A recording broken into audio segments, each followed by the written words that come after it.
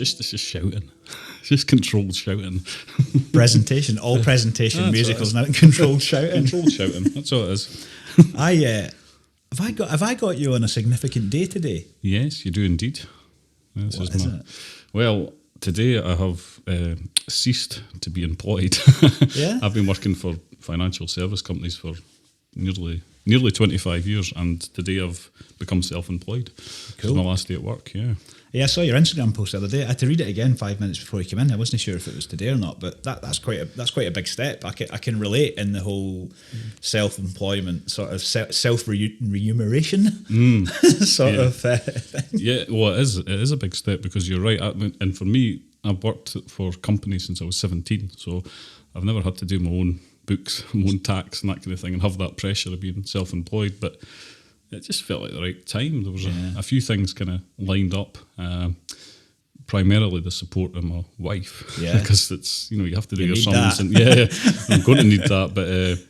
But also just an opportunity to do something that I love, and I really like my job. It was good as these kind of jobs go, but I didn't have the passion for it that I have for what I'm going to do, which is tour guiding. So it's something that really interests me. I love history and I love the landscape of Scotland, and the chance to share that with people. Why not give it a go? I think there's definitely a difference between liking your job and having a passion for it. I think it's probably it's unwise to conflate the two. You probably should separate them and then think about them separately. Yeah, because I think you can go somewhere and just do something and like it and be happy to be part of it and like your colleagues and stuff like that. And then there's a passion for it. It's like waking up in the morning and wanting to make that thing, that sector, that job, that environment better, and some of us have had jobs that we can control that and some not, yet we can still like them and get up in the morning and go to them. There's a huge element of that with me, because I think I can help improve certainly tourism in the borders. We're undersold, we undersell ourselves, and I think there's so much here that needs to be explored, but given the right angle, there are a lot of people who come and visit this area and they're looking for certain things, and the Borders provides that, the big houses, all that kind of stuff. Yeah.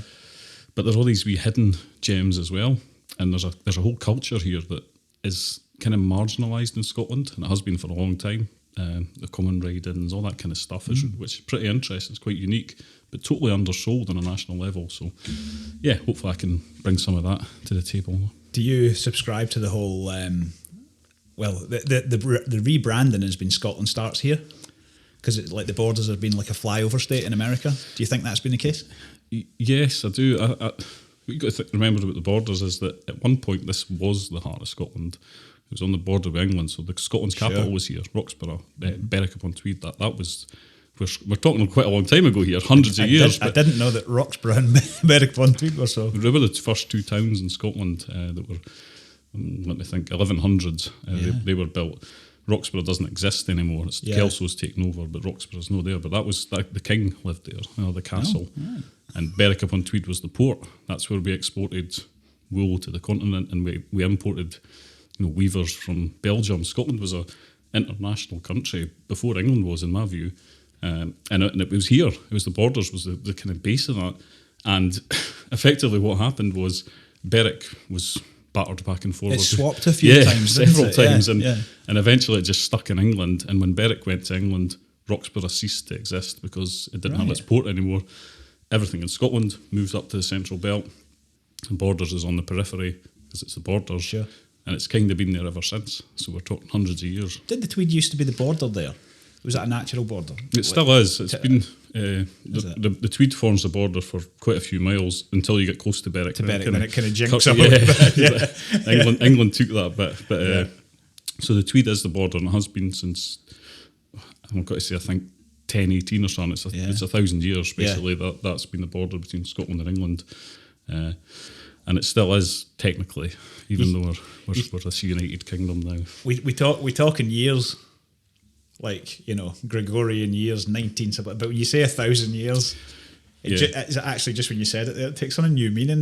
Like time takes on a new meaning when you say 1,000 years ago. Well, that's it. And if I'm going into the tourism industry, see you're speaking to an American person about 1,000 years ago, you've got to try and put it into context. So that's 500 years before we came to America. Yeah, exactly. That's how long this has been going on. Yeah. Scotland and England have been battering each other for 1,000 years. Yeah. So it's interesting. It's absolutely wild. Yeah, I mean, have you taken interest only in the borders? Are you the whole sort of down D&G, all that sort of thing? Yeah, I mean, what I'm going to do in my business is hopefully specialise in this area, because I think it could do with a bit more work on it, and certainly other areas, Edinburgh, Highlands are quite well served. I will work there. Mm-hmm. I've got jobs lined up there. D&G is another untapped market as far as I'm concerned. It's huge. Well, geographically it's huge, so it's a big area to cover, but there's so much there. It's absolutely beautiful and quite wild as well. When you go over to Galloway, it's Dumfriesshire is lovely, around Moffat and it's like Nithsdale, that kind of area. It's lovely countryside, but over into Galloway you're into really rugged stuff. Spent a lot of time kind of riding, backcountry there years and years ago and kind of walking. It is beautiful. You can find yourself in the middle of nowhere pretty fast up on those big laws, Absolutely, yeah. No, so I'd like to do more over there as well, but what I want to try and do is specialise here, because that's where my knowledge is, that's where my passion is. But we'll just see where it goes. Yeah. Well, where does that come from then? Is that something you've kind of coddled on as an adult, or is that from your childhood? It comes from my childhood, really, and mum and dad. They when other kids were going to Blair Drummond Safari Park, we were going to Triborough Abbey, or we'd see the Wallace statue, or we'll go to Kelso. Under protest at first. Aye, and probably under protest through my 20s, and thinking about it. Oh, right. As you kind of get older, you start to realise, that was actually quite interesting. So it's definitely become more prevalent again. But the seeds were planted by my parents when I was growing up. They just encouraged us to take an interest in things, and we always have. My sister as well. Was that a thing where they were taking an interest, or they had an interest in history, or they were just, forgive me, old people that liked to go to abbeys and not safari parks? Do you think it was a byproduct of that, or were they actually encouraging you to look at the history? There's a few factors. One is they didn't have much money, so you drive to Triborough's a lot cheaper. Exactly. So that, which is, my mum didn't work, and they weren't old either. They were quite young parents. Forgive me, I was trying to make an equivalence. My apologies. No, I mean I'm a heck of a lot older parent than they were. That's for sure. But I think they do have an interest in those kind of things, and they still do. I mean, I told my mum that I was doing this career change. My dad was more like, if you thought about me, and sensible, practical dad things. But his mum was like, can I help you write the script? Can I help you write? So the apple's no falling far from the tree, definitely. But it's great, and I've got 2 young kids now, and we try to teach them things. Just be curious about the world you're living in, the area you're living in, and ask why is that thing there, or who are these people, what does that mean, that kind of thing, rather than just going through life and not really thinking about these things. I think it often takes a wee bit of life experience and a wee bit of maturity. It's unless you're somebody who's been steered into that. I mean, I took interest in all kinds of things past my mid-30s that I would never have touched when I was 20 or even 30. I like to do with astrophysics and history, and I read so much and investigate so much, is that friends say I know a little about a lot, which is a pretty dangerous thing. If I see something, I'll go and do a wee deep dive on it, and that Scottish history was a thing for me way back in the day. I never got much into it, but I quite liked. Might have been Braveheart or something. Do you know what I mean? You get the documentary, the well-known documentary Braveheart, and got interested in the Wars of Independence. I went on the walk for Wallace and all that kind of thing. But I didn't sustain it. I had better things going on. But it was all very, very interesting. And what was really interesting was you make the quip about the documentary. I watched that movie when I was in England with my friends, and they said, "Did that really happen?" And I was like, wow, are you seriously? You're asking that's as big a bit of as English history as it is in Scottish history, given what followed it. In the coming decades. But that documentary, sort of that overcoming that sort of sort of passive knowledge that everybody's got about one thing must be quite a challenge to make it sound, as I say, for one to make it sound interesting in the context of how we're usually delivered these things. There's a lot of historical dramas and documentaries and stuff like that. The thing I love about history is that it's never done. There's always something new comes up. There's a new theory, because a lot of it is guessing. It's educated guesswork. Yeah. It's academics who've studied for a long time. They've got the clout and the ability and the knowledge to think, well, this is what we think would have happened, but something that's not written down. The thing that I love is like really prehistory, standing stones. Well, this was where the Druids did this, or this was to symbolise X, Y, and Z. We don't know that. It's all kind of guesswork, and that's great fun. We'll have a bit of fun with it. You've obviously not seen Outlander. The time machines. Exactly. But you can have a wee bit of fun with it, but it's great. You make a really good point, because we've kind of got things set in our head about, right, this is what Bannockburn was, this is what the First World War was, and we were talking before we started recording about shades of grey, and there definitely is. We've in Scotland we kind of position ourselves as put upon by the English, but we've bloodied their nose a few times as well. We've been at it. We've started the fight a few times as well. I think it's what was the first line in Braveheart, I believe, was "History is written by those who have hung heroes." And there you go. And that that's obviously in the context of that movie, but it's true. We're kind of guessing, and the victors write the tends stories. to be everything we know about Iron Age cultures here tends to come from the Romans, because they had the guys who were sitting, and they were often writing 100 years after the event, but they wrote with such authority, and the Scots were savages and all this kind of thing. It's like, well, we don't really know that. That's their opinion. We had societies, we had cultures, people lived their lives, they loved and lost and everything but it wasn't written down. So again, we just have to speculate. Well, just on that whole William Wallace thing, Blind Harry was decades and decades and decades after all that happened, like after Bannockburn and everything, and it's just and that's the basis of the myth. And a lot of it is myth. There's fact. We know there was a William Wallace, but there's so much. Was he myth. 10 feet tall? Exactly. And shot fireballs from his eyes and bolts of lightning out his arse? Was it? Is that what it's? Yeah, probably not. You have watched that documentary quite a few times. It's compelling. So are you from Innerleithen? Yes, you are. Yes, So you're a birther. You're an absolute. Just about. I was born in Edinburgh, like most people of my age. And sorry, folks. They didn't waste any time getting me home. Right. So I was my first. Believe it or not, my first house where I was brought back to as a baby was above Ridelines now on the High Street. Oh, right. Round the back there, which was Joey's flat. Joey's flat, yeah. So that was our first. I lived in the wee box room as a baby, and Mum and Dad always say that was 1981, and it was one of the coldest winters on record. We couldn't get water to heat bottles or anything. It was really, really cold, December 1981. So I was my family go back a few generations here, and I was brought up here, went to school here.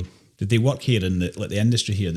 My dad did. Yeah. So Dad, he served his apprenticeship at what was Waverley Mills, now houses, like most of the mills are. Yeah. He was a dyer. He dyed cloth, dyed textile. Right. Ended up, he worked for Lochcarron weavers who make, if you see a kilt on the TV, there's a good chance my dad dyed it. Really, he did the colours for it. The irony being I'm completely colourblind, so I couldn't have followed him. I couldn't have followed him in that trade, or he would have had pink and green kilts. Right. But he worked in the mill. Mum did briefly as well, but then she stopped working and looked after us. But both my grandparents, both sets of grandparents, they all worked in the mill. That's just what you did here. Yeah. That was the way my dad explained it. It's a brilliant wee analogy. I use it quite a lot. When he left school, you went to the mill. If you wanted to work in the town, you would get a job at the mill.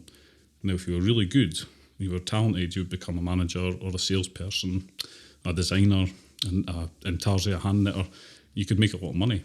But if you, if you weren't that talented, you would sweep the floor, you'd clean the toilets, but you had a job. It was that was how it was. There was jobs for everyone, and that was the culture here, right across the borders. That was in his generation. That was still going on, and it had done for, I don't know, maybe 5 or 6 generations before that, a couple 100 years, maybe more than that. But when I left school, it was gone. I left school in '99, and there was still some industry here, Yeah. but it wasn't. You didn't just turn up at the mill and go, I need a job. You would, Sure. it was gone by then. It was a very small scale. I remember the mill as a building. Obviously, it's not that long ago when it when it went, right? Yeah. I couldn't give you the year. You probably give me the year, but I remember coming to Ride here, and the mill was well still here. Yeah. And like you say, it's been knocked down for the houses since then. Yeah. When did the mill stop working? Well, the last one in Innerleithen was. There is still some. I think Johnsons of Elgin have a unit up near iCycles on. Oh, they do? But you're talking okay. a handful of people, very small. There's still pockets in it where in the borders, but these were massive factories. This was a huge industry. That was a beast of a building. Huge.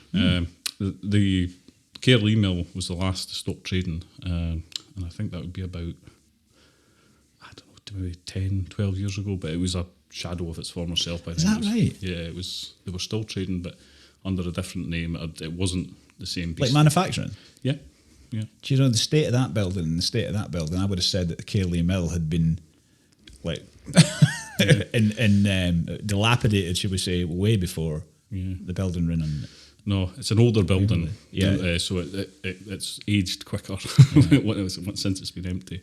Well, we'll see. We'll no jump to the end, but we'll see what that turns into. Indeed, we can cover that later. Yeah, because there's interesting times ahead there. So well, you will have been right there at the beginning of that then, because before 1981 there'll have been nothing that looked like a mountain bike, certainly as we know it now, in the village, I guess.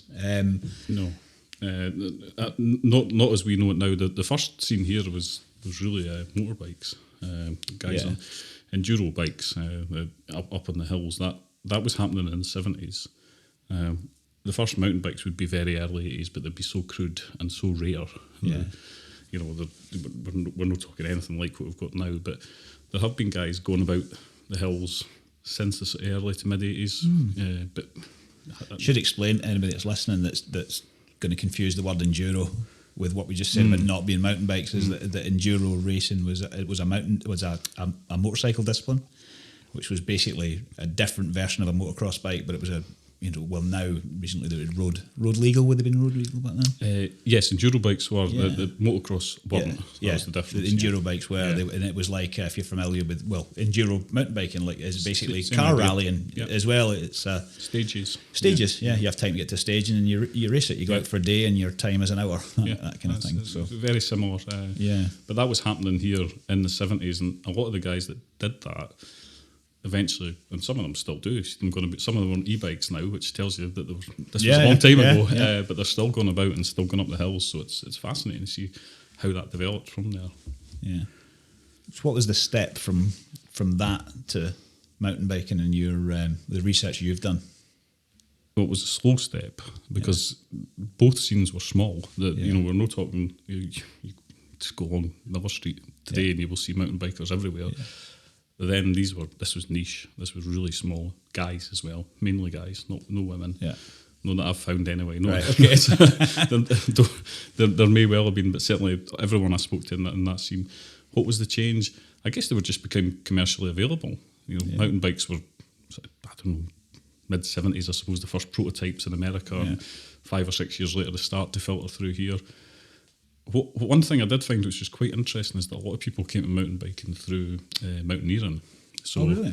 And you'll still see that today. If you go up to, let me think, Linnadee or Dalwhinnie, anywhere where there's a long walk in to Munro, you'll see guys hopping on a bike and taking the pain out of that long walk. Yeah. And I spoke to a few people who were Munro baggers, and that's where they first saw a mountain bike, was these guys. And they were quite crude, but you've gone from having a 10-mile walk in that takes a few hours to something that could take half an hour on a bike. Yeah. So that was some of the early use of it that I've found. Down here, people were experimenting with them, but they weren't doing trails. It was forestry roads. Yeah. So people would go up to Glen Tress and round the forestry roads, which are all still there, and then just come back down again. Yeah. But no hand-built trails or anything. Mm-hmm. Not that came much later. Yeah. But there was it's so niche that it's disappeared kind of into the mists of time a little bit. It's not until the kind of mid 80s that you have mid to late 80s that you start to get reports of races, cross country races, things like that. So you're starting to get a bit of documentary evidence rather than just some guy's hazy recollections of 40 years ago. Are you local guys like mates races and stuff like that first? Do you think? Well, the first, I've got some notes here about the first races. Don't worry, fire away. The first one that I've found was 1986 at Glentress, a cross country race run by a guy called Arthur Phillips, who he's a bit of a legendary figure, really interesting chap. He's passed away now, unfortunately. But Arthur was he worked in the agricultural industry up north somewhere, and he retired to Peebles. But he was young. He was in his 50s. He was taking early retirement. So he was a mountaineer. He was quite active still, and he got a Leno mountain bike. These were newfangled mountain bikes from his friend. So he says, right, I'd like a shot on this. Give me a loan of this bike, and he took it up Manor Valley and over the kind of saddle towards Megget Reservoir. The Black Forest and that. Down that way, and he loved it. And he said, I could do something with this. So he created the first business up at Glentress. He went away and got a lorry load full of these mountain bikes and started hiring them at Glentress. So that was 1985. He started doing that at Glentress. This guy Arthur Phillips, who's in his 50s, I guess. Right. So it's and he did uplifts. He created little paths and routes for people. So one of them he actually called the Enduro Trail, which was over at Cardrona Forest. Right. He called it Enduro Trail after Enduro motorbikes, but he's predating Enduro mountain biking by about 25 years or something. So a really fascinating character, Arthur. And he ran that business for about 10 years, and by the end he'd hooked up with hotels. He was getting people to come out and hire the bikes and show them, take them around Glentress. But it kind of ran out of steam. I think he wasn't the guy to take it to the next level, but other people picked up the baton. But yeah, really fascinating figure. And he was finding out about Arthur Phillips was one of the highlights of this, because I'd never heard of him. I've never heard of him. No. It's strange how that's what we're trying to do now, is like, hook up with businesses like ours, and everybody else trying to hook up in that, and that's kind of completed it, mate, done it, he did. He really fascinating. Unfortunately, I think he passed away just not that long ago, and he was quite an old guy by the time he did. And I got a brilliant photo of him from Natalie Martin, who's a photographer here in Innerleithen, really talented. She'd photographed him for I think it was like People's Life magazine or something like this. Okay. And you see him sitting there, and he's just I've got the photograph. It's a great photo. It's a great fantastic photo, and he's just an old guy, but he was a real pioneer, and history's kind of forgotten a wee bit here, I think. So that was a real highlight for me, was finding out about Arthur Phillips, and when I did this presentation about the history of mountain biking, every time I mentioned Arthur Phillips, you would hear one or two sort of little recognition in the audience. I remember him, and they'd forgotten about him as the years have gone by, because he did this wee bizarre niche thing. Yeah. His mates probably thought he was off his head doing this. But was Forestry Commission on it at that time? Forestry Commission owned it. Yeah, they've owned Glentress for 100 years plus, and so yes, he had to negotiate with the Forestry Commission, but I think it was a bit easier than it would be now. I'm sure the TVTA have their challenges working with Forestry and Land Scotland, but I think back then he wasn't cutting trails or anything. He was using existing paths. There's one very early trail at Glentress, which now let me get this right, I think it's called Ho Chi Minh. Okay, you'll know it. That was comes down the Sinup Road next to Sinup Road. That's right. Yes, I think that was a path. There was a path there, and that was used as part of his mapped routes. But the rest was all forestry road. It was, it'd be pretty kind of gravel style riding basically now. But yeah, Arthur Phillips, absolute legend. That's completely new to me. So we've got trail building, bike hire, tourism infrastructure. Yeah. Uplifts. You name it, sponsorship. In 1986, sponsorship. And he started the races as well. The first, he and this is where I've been able to kind of corroborate it with a bit of evidence, because I found old newspapers and stuff, and there's Arthur Phillips reports from Hoyk Forest or from Glentress. So it's amazing to me to think that Arthur Phillips, this retired guy, started this business, organised the first cross-country race at Glentress, and then look what's happening just now at Glentress. What a change. It's essentially the same thing though, right? I mean, That's a natural thing for mountain biking in that area to be, if it's a commercial entity, is working in partnership. Getting people in that don't have the equipment to do that thing. I.e. a hire. Short of feeding them, I think he's done all of these things. He probably did that. Well, that's the bit I'm not sure about, and that's that. Emma and Tracy definitely took up that baton a few years later, but he was ahead of his time. He definitely was. So there'd been nothing there. Eshel's Hope had been there. The cottage. Oh yeah, the houses that are there now, right? it's very, very quiet up there then. The hotel would be there. It's called the Countryside then. It's now the Riders Retreat. Right. It was. And I know it was there because Mum and Dad got married. Did they? Yeah. Well, that was the wedding spot for Tweed Valley. Really? Back in the day. Yeah, it was the Countryside Hotel. There you go. So he put on local races. Of course, there was nowhere. I mean, where would you advertise a race in the Snips? You know Exactly. Yeah. Edinburgh Evening News and the race in 1987 at Coich, which is I don't know if you'll know it or not. There's no any trails there now, but Never heard of it. It's between Eddleston and Ledburn. There's a wee Right. forestry. It's Forestry Commission as well, but there's no trails built there or anything now. But there was cross country races there, and he'd written a report. But it was mainly Edinburgh. It was Edinburgh bike shops and things like that. So the scene's starting to build. Yeah. People are hearing about it, but they're local races. And the interesting thing about that one at Coich was that it was a cross country, some sort of endurance race, and I think it was. Don't quote me on this, but it was something like 65 blokes took part and one woman.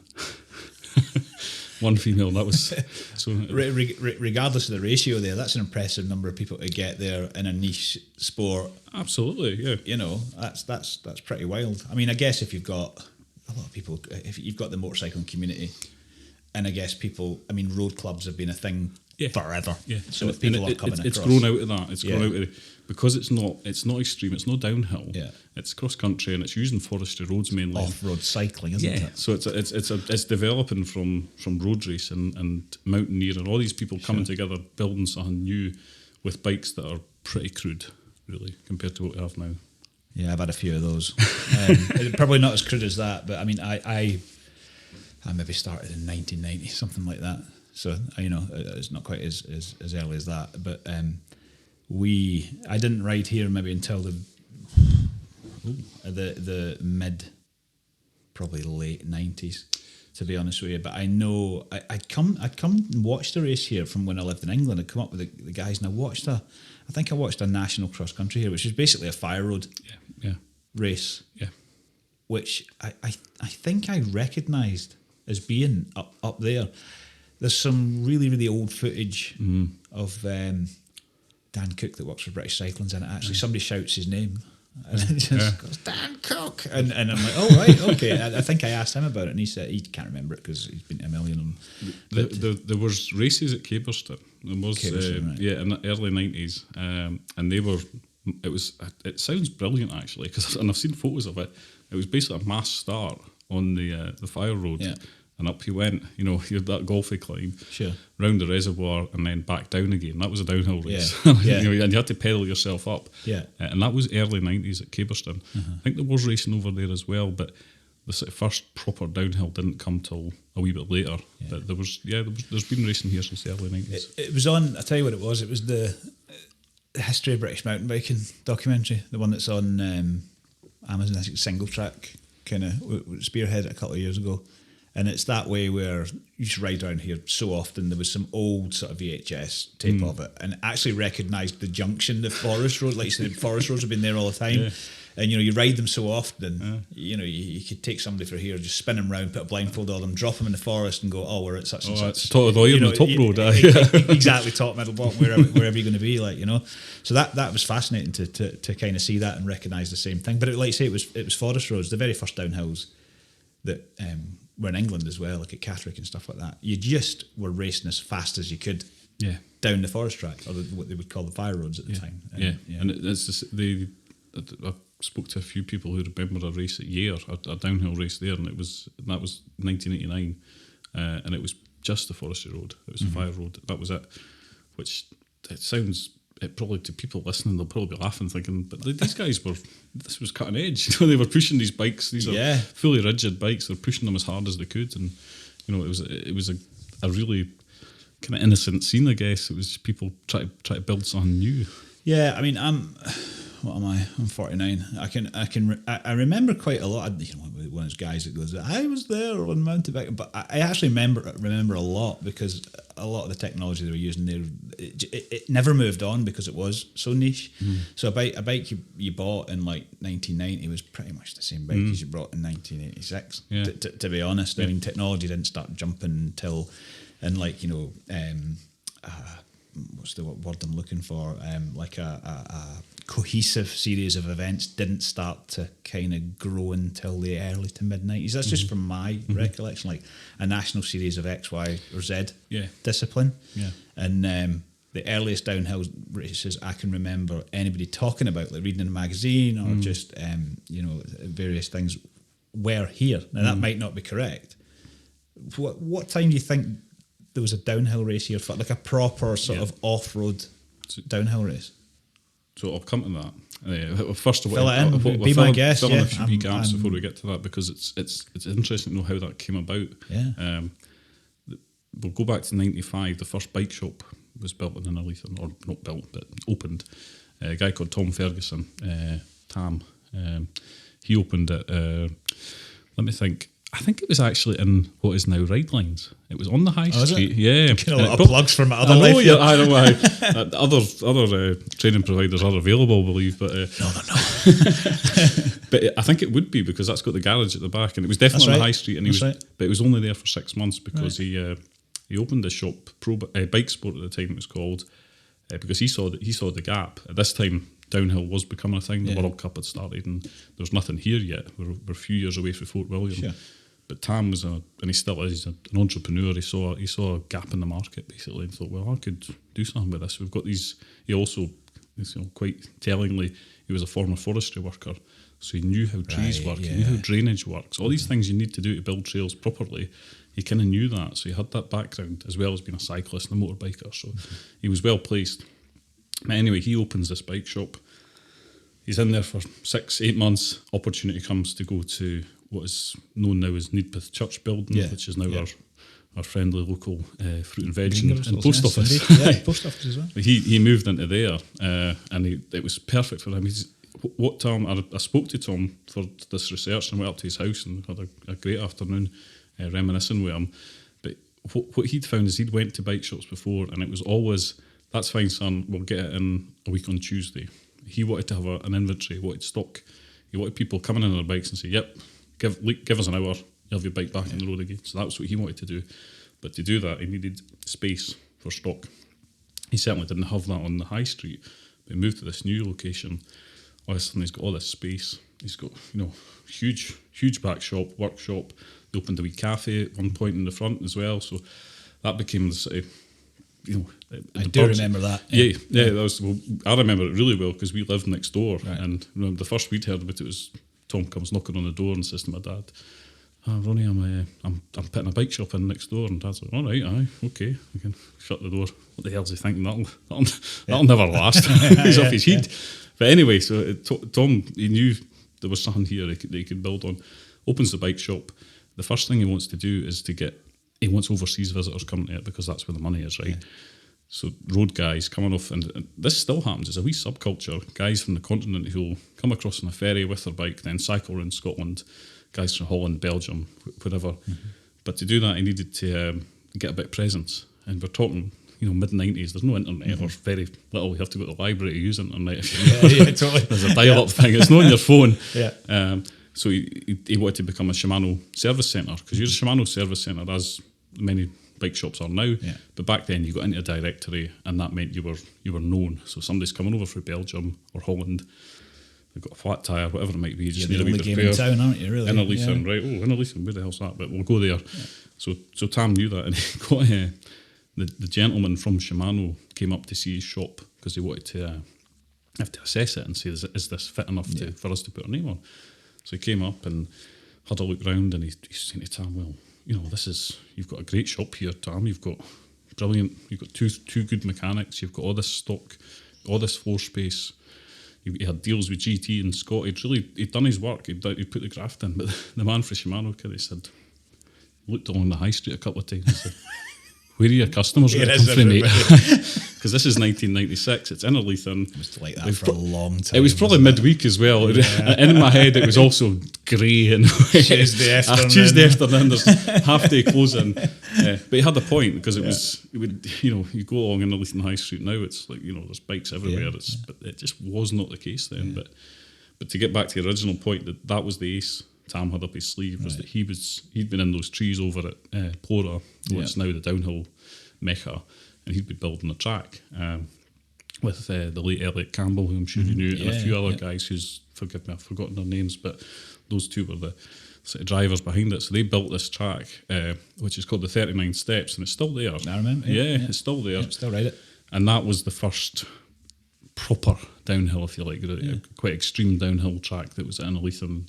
And the first main race, I think it was a UK series or something, was 1997. So we're talking 26 years ago. That was the first. It wasn't the first downhill race here, but it was what we would recognise as downhill race. Yeah, like the modern era downhill race. Exactly. So full sus. And the top guys found out about it pretty quick, because most of these top guys that were British guys, Petey and these kind of guys that were out doing World Cups, were doing it abroad, because they didn't really have a World Cup place here, and now they did, because the 39 Steps was this is something it's still a proper challenging trail. Exactly, yeah. And it was built 26 years ago, and they've been tweaked since then. Obviously, they all are, but that was the first, and they built a few more. That crew, but quite amazing, really. That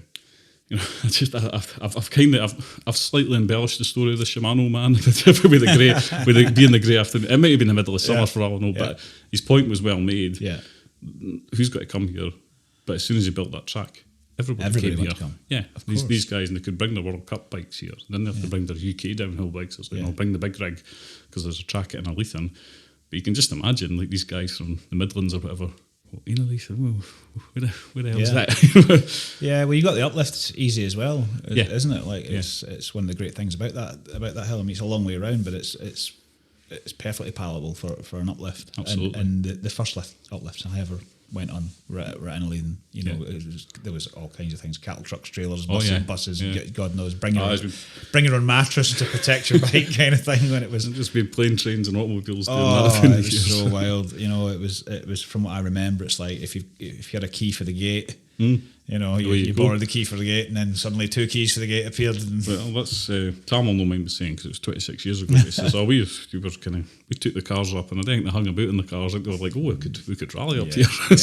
Well, I've been in times when we've had a key in quote marks, and like we would hire a transit van to bring all the bikes down for the day when it was 20 quid to hire a transit van, and we'd go up the hill and down again, and we'd take turns in driving it, whether we had a license or no. It was up and down. We did toys with baler twine, and there was all kinds of weird accidents going on. But it was. But you're right. It was the only game in town. It was the only place you could come and ride that kind of stuff. I think by the time I was riding here, there was a couple more trails. Yeah.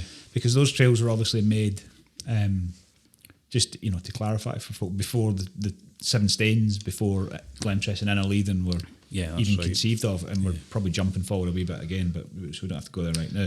But they were, because it was downhill that before the cross country Seven Stains sort of style. It was it was known for those extreme sort of downhill trails here. Yeah. Well, so you got the bike shop. So that drove the culture. Really is what drove it. Is what we're saying in a microcosm.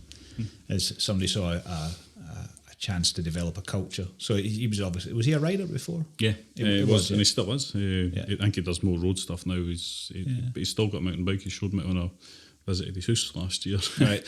So he was a rider, but Tam only did it for a few years. Yeah. He passed on to his son and Elliot. They ran the shop for a while, and Steve Dees came in.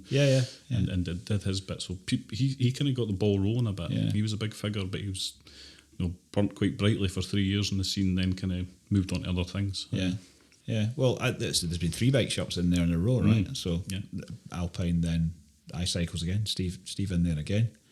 And like you say, now it's the greengrocers.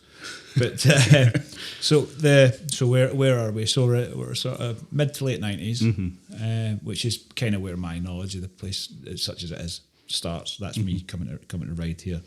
Now I remember the SDA, not the SDAs, the SCU Scum races, the Scum. Yeah, that's right, the Scum mountain bikes. That's right. I'll tell you a wee story about Scum mountain bikes. Sorry to interrupt, but it's quite funny, and this is true.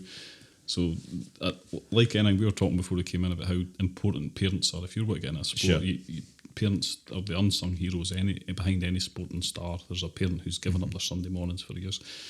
And with the Scottish Cycling Union, there's a lot of people around about here. I think Chris Ball's parents were involved, and all sorts of people. But Linda and Stuart Ruffle from Peebles, their sons were both, and they still love mountain biking. Yeah. But they were on the committee, and they helped it, and Linda was the secretary. So again, it's late 90s, early 2000s. We're nascent technology. Again, you're having to go to the library to put your internet. There's no text messages. So everything was, she took all the entries. And she used to actually receive letters that were addressed Linda Ruffle, Scum, Peebles, which I think would constitute a hate crime now. Yeah, probably. But they all made it to her. Everybody knew what it was. Scum mountain biking. So That's hilarious. So poor Linda. But again, unsung hero. You know. I actually thought I forgot about the whole Scum thing. So you said, I looked at here and I thought, oh my god, I remember that was So it was Scum to SDA. Yeah, that's right. That's right. Yeah, that's. I think SDA was 2001. The Scottish Cycling Union became, or the SDA was formed out of it, and they've been here every year since. Yeah, that was way back. Would that be Alan Cathro and all those guys that were running that? Quite possibly. I might be misspeaking there, but I'm sure Ben's dad ran some races back then, but it might not be the same. Quite possible. Again, it was parents. It was definitely all parents. It was parents. They kind of started this thing off. Yeah. Well, Chris Hutchins' dad as well. Dave. I think Dave Hutchins and Alan Cathro were running at a fair bit, but again, there was places to go. But as far as places to go and get a reliable uplift and a reliable turnout, Innerleithen was still it, right? So they were bringing the national, or as I remember British Cycling would call it, the regional series, which used to get up some people's noses, like, you know, it's a national series, a regional series. How dare you? You know, branch office of So that would have been sort of Scottish cycling. Pre sort of Scottish cycling, was it SDA? Oh no, the SDA is independent, isn't it? So but it's the SDA was formed, and it was 2001 definitely. And one of the great things about SDA is what it's done for kids here, like getting them into top class sport. And even like last weekend, there was a lad from Innerleithen won a downhill at Newcastle and a national or regional series, national series. It's a national series. But you're talking nearly 25 years there of giving kids a chance. Kids that might have played football or they might have done something else, but have now found a new discipline, and a lot of that comes from SDA races. And you're talking like your Gary Forrest and your Lewis Buchanans as well. Rory, all these people, they cut their teeth in those races and went on to have really successful careers. Well, Rory was probably Reese would be the biggest achiever from a point of view of being world elite champion. But obviously Rory, he's Stowe. Rory, I think, wasn't he? But he was Stowe. Beg your pardon, Mr. Go on, get your borders right. Get your borders right. Stowe. So he was junior world champion, which is that was 2007. The last time the Worlds were here, actually. Which I think that's often forgotten, because there's a new generation of sort of that sort of post-period internet. There was forums at the time, but then you got Facebook and stuff like that, and I think a lot of riders from that, sort of Scottish riders from that period, are kind of forgotten a wee bit from maybe 98 through to 2006, 2007. And you're right. I mean, so the kids here, like Lewis was, from Edinburgh, but moved here. Rory coming down from there. I don't know where Reese is from laterally and stuff like that. But Gordon, he's from Gordon. I have to get in there because my wife's from Gordon. Oh, right, if I dare mention Gordon, I'll be in trouble. But they've always fed into Innerleithen. Yeah. And every photograph, every video, every edit, every sort of grainy VHS was always from Plora. Yeah, that's right. Rig. That's right. And like say on the in between World Cups, your PTs would come here, and then now and again you'd get a big factory wagon pull up, just where they were going. Absolutely. And then Red Bull had an event here. Yeah, Red Bull put Helter Skelter. They did a few. They did one where was I hearing about this? It might have been on your podcast about some sort of mass four-cross or something. So Lewis said something about it, and that's why I'm giving my ignorance away now because I'm just copying what he said now. But if you listen to that podcast, 2 podcasts ago with Lewis Buchanan, he's a local rider here.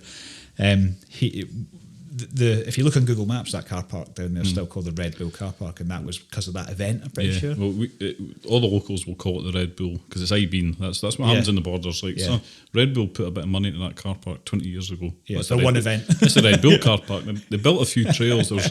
There's a few trails, and there's still, like, up until a couple of years ago, we could see signs up there for Red Bull that were being left detritus. So they put a little bit of money, and they ran uplifts there for a wee while as well, but it was quite short-lived. But yeah, there's various people have kind of contributed. So they would have added a few trails. Yeah. Tamslot added a few trails at the start. Then Gary Forrest probably built a trail. Then the Forestry Commission built trails, and now you've got this. It's like the rabbit warren. It's like a waterfall coming down there. If you take all the trees out, you'd be blown away at the trails that are in there. Well, when we're, flippantly, I could say when we take people up there just recreationally as well, it's like, where does this go? Well, it goes to the bottom. Aye. It goes to one or two trails. You either end up on Gold Run or you end up on Cresta. Just keep going, see what happens. You'll end up at the same place, like, with varying gradations of seriousness. But it's pretty wild the way it's developed into that. And I don't know what the politics were like back then, but you just said that the Forestry Commission made some trails. That came later, so they it was kind of post. Now let me get my timeline right. Let's say mid 2000s. They built the Gold Run, Cresta. Make or Break came a little bit later, but they kind of made those the official graded trails. But as you'll know, anybody, they're just the tip of the iceberg over there. There's been people building trails around there for a long time, right round the back to Minchmoor and everything. So it's well, if they commit anything to paper, Forestry Commission, they'll still only say that there's 5 trails on Plora. Absolutely. It's quite funny, isn't it? It's even funny. though they've held international enduros in there, it's like, don't know what you're talking about, mate. I guess so. And every time they've had an uplift tender, it's to operate on those 5 trails. Exactly. Okay. It's like, But then you say, the tender is to take people from the bottom to the top. What they do in between that? Absolutely. We've provided you these trails, we've graded them, so if you come off, then you can take your own risk. It's absolutely crazy, right? So that's post foot and mouth, right? So foot and mouth. Am I jumping past anything here? Because that might be the next significant thing. So what we'll do, we can unpick that a wee bit, because Seven Stains came just after foot and mouth. It was a response to foot and mouth, because foot and mouth, it's. I think we forget. Again, you're talking about pre-Facebook time. 2001 was foot and mouth, and it was devastating for the countryside. I remember it vividly. Yeah, I mean, some of the images were horrific, and post-COVID, we've probably thought, it wasn't that bad, but it really was, and it affected the countryside. It affected people's confidence in going out and exploring the countryside. Anecdotally, I've spoken to people who've got hotels on the Southern Upland Way, for example, and they said, before foot and mouth we were really busy, but that lost time just killed it. And the Forestry Commission were kind of aware of this as well, but they had actually started work on Glentress before that.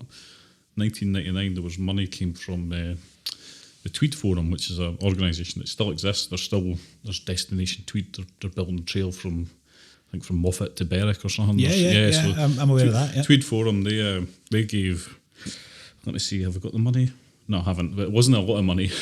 But they decided they wanted to build some mountain bike trails at Glentress. So that was 1999. So the first single track was built there pre Foot and Mouth, pre Seven Stains, and that was Glendinnin's Groundworks, who ran a Innerleithen firm. It was Dougie Rennick and Pete Lang, who 2 guys from Selkirk. They were working for Glendinnin, so they built the first. It was a red route. It wasn't a red route as we know it today. It didn't have some of the features, but it followed a similar route. It went through Spooky Wood, things like that. It just wasn't. Yeah. It wasn't Spooky Wood that you'd know today, which is probably a shadow of what it once was as well. But so that red route was built in 1999, and it was kind of left at that. There wasn't much else done. Fast forward 2 years, Foot and Mouth, absolutely devastating for the sort of rural economy. And the Forestry Commission decided, well, wait a minute, we've got all this land. Why don't we do something about this? And they set about quite an ambitious project to build the Seven Stains mountain biking centres. So they go back to Glentress and they build the Black Run, and that's when Dick Hamilton gets involved now. Dick's he's a local ground worker as well. He's another kind of unsung hero, I would say, in the sort of story of trail building. Here, he worked with Doogie and Pete Lang and who else? Andy Wardman, who still works for us. He still works there. Yeah, very young then. So this team kind of comes together and they start building the Black Run up at Glentress, and it starts to kind of get quite busy up there. And at the same time, 2002, that's when Emma and Tracy, both former World Cup mountain bikers, they're coming to the end of their career. They've always had an interest in growing the sport out with racing. They wanted to grow the culture, and they saw another opportunity. We talked about Arthur Phillips earlier, and he'd kind of his race was run. He retired again, and for real this time. He was an older guy. He'd done what he could, but Emma and Tracy come in. The red route's been built. The black route's getting built. They build the hub. They build the cafe, and that's when you really start to get mountain bike culture arise here. Because what Emma and Tracy can do, they've raced all over the world, so they know what the scene's like in America, and they bring a little bit of that to Peoples, basically to Glentress. So that was 2002. So that was, as you say, it was post Foot and Mouth, and that's really the start of it becoming the Tweed Valley. Things are starting to pick up, because around that time as well, another sort of key thing happened was the forestry in their wisdom, and I think it has proven to be a wise decision. You would say there's arguments on either side, but the Tweed Valley forests stopped being the commercial forest of the Tweed Valley, and it became the Tweed Valley Forest Park. Yeah. So the guys who'd had enduro motorbikes and rallying as well, for that matter, it wasn't a banned, because there are still rallies. There was one at Cardrona a couple weeks ago. But it's not encouraged. It doesn't happen as often. There used to be a lot of rallies down here, Caberstown, Elibank. They were, you'd have 3 or 4 a year. It was great. You could go all the way down to Elibank, really long routes. That it was frowned upon a little bit. The Forest Park, the whole idea is families, recreation, so that plays into the mountain bike, and it's low impact. And whereas motorbikes, you could still have the events, but they had a lot of hoops to jump through. So it just kind of fizzled that scene out a little bit, and mountain bikes took over.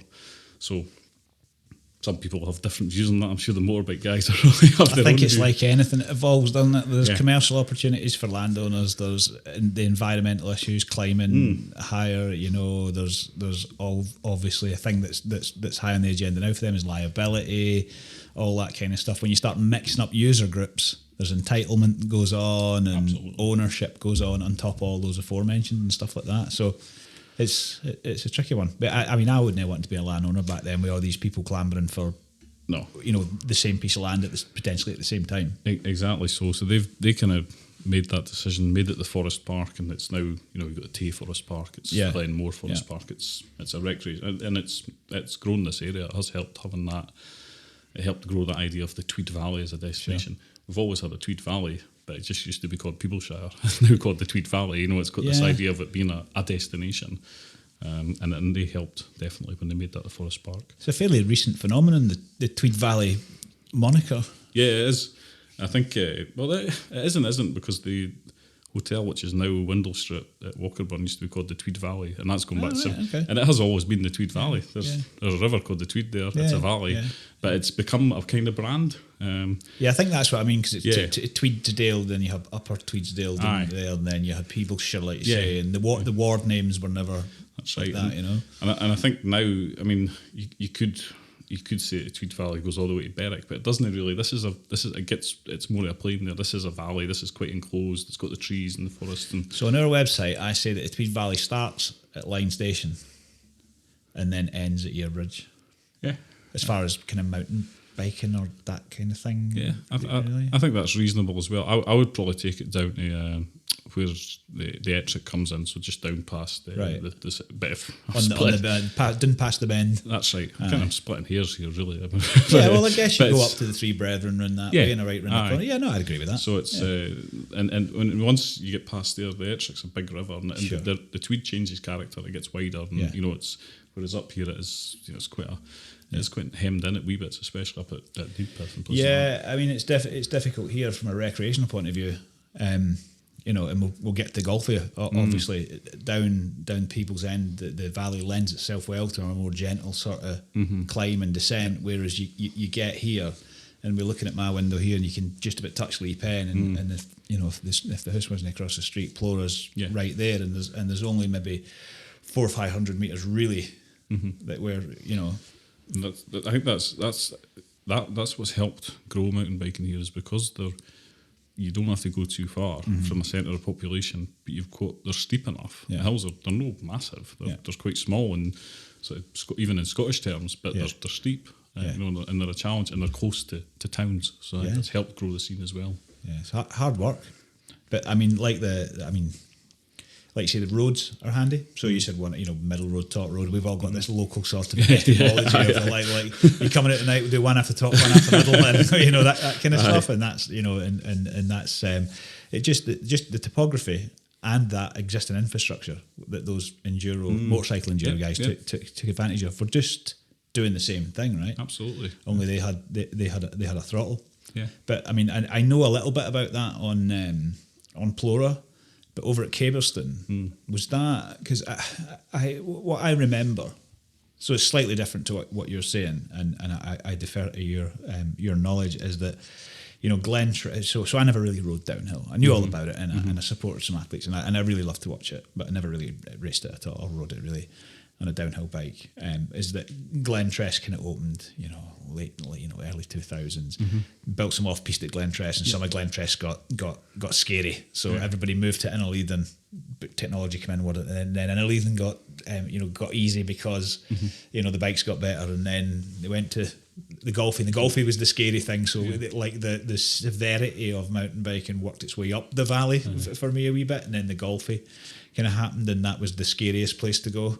But now even that seems a little pedestrian. So that's a terrible thing to say because it scares some people. Good luck, because I'll never be riding up there. Yeah, and so does Innerleithen. So I'm maybe talking a wee bit out of turn. But I know what you mean. It evolves. It moves, evolves. Technology changes. People change. Skills change. One thing's scary. You learn to live with it, and then you find the next scary thing, and that ended up, I think, probably at least culturally, as the Golfie. I'm not going to Golfie. Yeah, that's well hard. Yeah. Well, it's interesting how that kind of became a thing, the Golfie, because I've lived in. At one point, I found the culture in Innerleithen too hard to handle, so I moved to Walkerburn for a few years. It was just I just needed to get away from the metropolis. But when I was at Walkerburn, I was in my 20s and wasn't married, so I had a lot of time on my hands, and I did a lot of hill walking. And I used to regularly walk from Innerleithen to Walkerburn over the golf course, past the reservoir, and so we're talking, when did I move there? 2005. So even what seems relatively late to me, 2007, 2008, there was nobody up there, or you would maybe see a handful of people, and you knew who they were. It was Gary and Geraint and all these guys, the local guys, basically. Yeah. And they were building trails up there. I mean, we kind of knew that, but there was hardly anyone there. It was just, it hadn't become a thing. It was a kind of insiders thing, but that's the kind of local off-piste. They go up there and their trails are a bit more extreme. But it seemed to quite gradually be like that. It was like that for a wee while. Then all of a sudden, it just seemed to blow up. I don't know what it was. Maybe it was social media came along, or they started having more events there. I don't know, but it just got so busy up there. Whereas before, it really did start out as you'd walk up there and you'd see no one. You'd see more people walking, and you'd see more sheep than you would mountain bikers. Yeah, I think maybe 2002, 2003 was the first time I went up golfing. Maybe later than that actually. Yeah. And I have very, very hazy memories of it, but there wasn't a lot. At that time, there would be the what's it called now? Old school downhill off the top of Kearney. That would probably be there, and maybe one or two other trails. I was going to say I don't remember them being anything off the top. That's not to say there wasn't any. But it would come off. It would come off Kearney, so you wouldn't go past the reservoir. By the reservoir. So you wouldn't go up to the top of Priesthope. But not a lot, and really quite quiet. But it did. It kind of built momentum as the years went on, as more people found out about it, found that the trails they were building up there. And I think there'd be a lot of trial and error as well. The guys that were building it were learning their craft, really. Yeah. And they built some trails that are still used today, but a lot that were kind of, didn't stand the test of time as well. They had the space up there. There's no space on Plora. Correct. That was it. So they kind of like, I kind of made a joke of it and said that, they went to Glentress and got to a stage where like, yeah, these trails are pretty good and what should we do now? And he's like, well, what about that big hill behind the golf course in Innerleithen? Nobody goes up there. We could have that to ourselves. And I think that's kind of what happened for a few years. It's second nature now, isn't it? Though I mean, let's say the culture's different. It's an identity for some people. So anytime I go anywhere, I'm kind of looking, going, oh, that looks quite good. Really, if I go out for a walk or a hike or just walking in the forest, it should be aligned in there. I was out with Jenny in Glentress and I was away coming up the one of the back, and I looked down and I thought, I feel like there should be a trail down there to join this. And I'm not a prolific trail builder or anything like that, but I was like, you're just always looking. And I can imagine, without social media, without that involuntary sort of exploitation of your quote marks work and what you do, then it's going to take a while to get out. But they must have had such fun though, like going up there and having the place to themselves, playground. And I spoke to a couple of guys that built trails up there, and they were just young laddies, and they were just up having a laugh on their bikes, and a lot of the laddies that did that had grown up in Innerleithen and were building wee trails on what we now call the backs, which is by the Cuddy Bridge. There's a wee sort of community woodland there, and they were building trails there, and folk kind of moved them on and said, "Come on, you can't build them here; it's too close to town." But these were just young kids, and they eventually they were the guys that started building up the golfie as well. So it kind of evolved out of that. But I think social media has helped, and Strava and what have you. It was seen as the kind of insider secret up there, but that was never destined to last because the trails were so good. Yeah. You think there's one thing so Glentress is huge, obviously, for mountain biking culture. Not culture as we think of it now, with there's so many different disciplines and the fashion and all the things that contribute. Well, to be fair, contribute to a culture. So the first thing is Glentress, really. Second major thing here would be Scum. Scum, Glentress, same kind of time. Then I guess you've got SCU, then into SDA. Yeah. Tweed Love wasn't till 2011, 2010. Yeah, after 2010. Yeah, so we're jumping there. So EWS wasn't until 2014. Something like that. Yeah, because it would have been 10 years ago. 2014. So there is a wee gap that's just people driving the recreational sort of aspect of it. So then you had Alpine Bikes come here. Then you had Steve and Rachel here as well. What about the other cultural markers here? Because there was no cafes, right? Nothing like that. So in that sort of grey area between like the first downhill races and then maybe Tweed Love, if we're talking about the whole valley and not getting too Innerleithen centric, bit of a area there. Yeah, I think the biggie in that period, for me anyway, and this like any research, this is my opinion. Other people will have different ones, but I think Cadden Bank was a big thing for this area, and for a couple of reasons. One, it was unlike any trails we had here. It was swoopy and what have you, and nice drops and things you could roll around. So a lot of different people could do it, but it was still quite extreme, quite different. But what it did was that when they built Cadden Bank, Dick Hamilton built it, and quite a skillful bit of digger work, I would say, because it is a bank, it is steep. And he built that, and what it did was, because they chopped the trees down, it was the first time, certainly people in Innerleithen had actually seen a mountain bike. Oh, they could look up the hill and see it, right? It was a spectator sport. I remember Ian Anderson, a guy who lives in Innerleithen, his dad, Tommy, who's sadly passed away now, and he told me at Games Week one year, he's like, Ian's, he phoned me the other night for the top of Cadden, and I had the binoculars out watching him go. And it was because it was so new. It was like, look at that. Yeah. Because people had seen guys on bikes, going about, but all of a sudden you could actually look up there, and you still can. It's grown up a wee bit now, and we're kind of used to it now, but as well. But back then that would be 2004. 2004 Cadden Bank. So that was a big thing, certainly for in this wee town. People actually saying, "All right, I can now see." Because up until then, you've had SDA, have been here for a few years. You've had Red Bull, you've had everybody. But they're way over there. They're in that field. you might hear a wee disembodied voice on a tannoy every now and then, but you're not seeing anything because they're completely self-contained, and it felt like that for a while. I just remember, speaking to parents and that's like, I wish they would kind of let us know when the races are coming because we'll go and watch. We'll go and they might have a beer tent. But that for me, Cadenbank, it was all of a sudden it's like, all right, I can see that now, and it kind of, so that you're talking about that kind of that grey area before Tweed Love and Instagram and everything, and the modern era, if you like. That was a big thing for me. I think that made a big difference, as well as it being a different type of trail.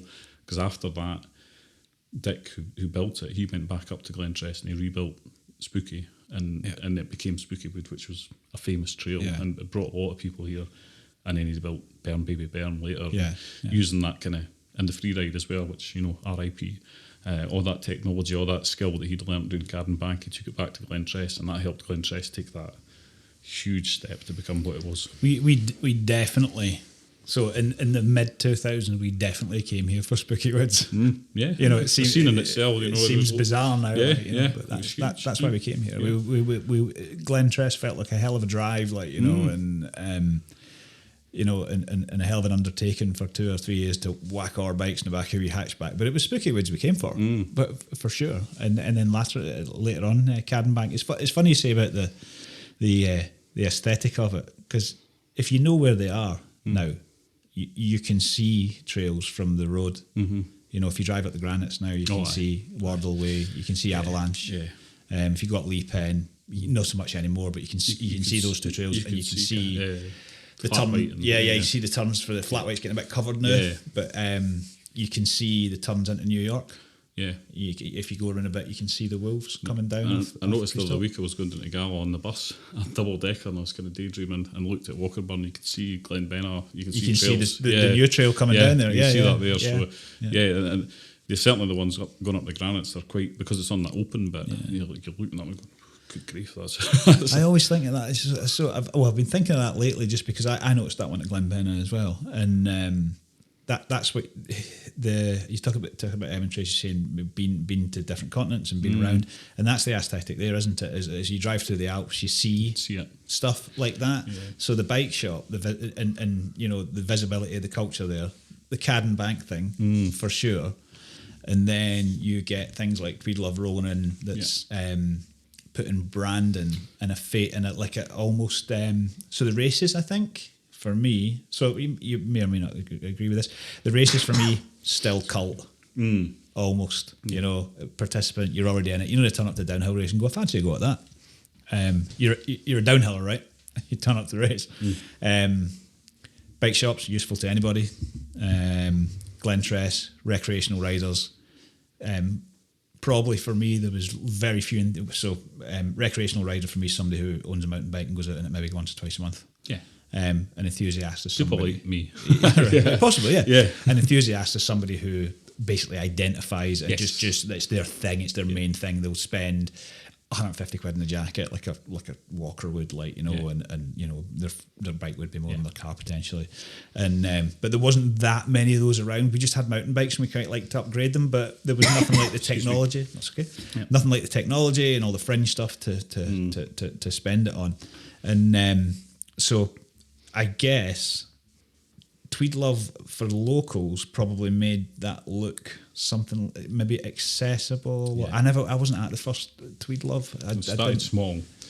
Tweed Love started a lot smaller than it is now. Sure. It was a bit more niche. It's always been a big event, and very quickly it became very successful because they had the first year. And it went over a couple of weeks, I think, and had more ride-outs. And it was a smaller scene. They didn't have quite the big... They didn't have an enduro race.